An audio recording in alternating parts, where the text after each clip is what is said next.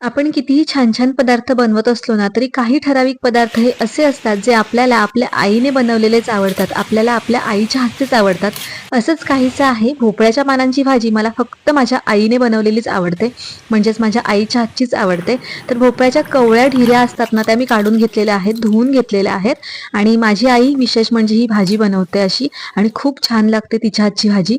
म्हणजे भोपळ्याच्या पानांची भाजी आईने बनवलेली आणि पनीरची भाजी किंवा रेस्टॉरंटमधली पनीरची कोणतीही डिश माझ्यासमोर कोणी ठेवली ना, तर मी त्यामध्ये ही भाजी खाईन एवढी मला भयंकर आवडते. त्यामध्ये 5-6 भेंडी मी चिरून घातलेली आहेत. फक्त मिरची आणि कांदा घातलेला आहे तेलावरती फोडणीला. हळद घातली आणि भेंडी घालून घेतली, थोडी परतवून घेतली आणि भोपळ्याची जी धुवून जी आपण निथळून घेतलेली, चिरून घेतलेली पानं आहेत ना, ती घालून घेतलेली आहे. त्यावरती थोडं ओलं खोबरं घालून घेतलं, छान मिक्स करून घेतली आणि वाफ काढून घेतली.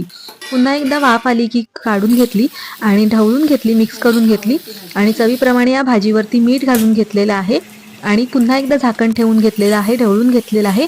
भाजी तयार आहे. भाजी एकदम साधी सोपी आहे, परंतु एवढी पौष्टिक आहे आणि खूप चविष्ट सुद्धा लागते. नक्की बनवून बघा.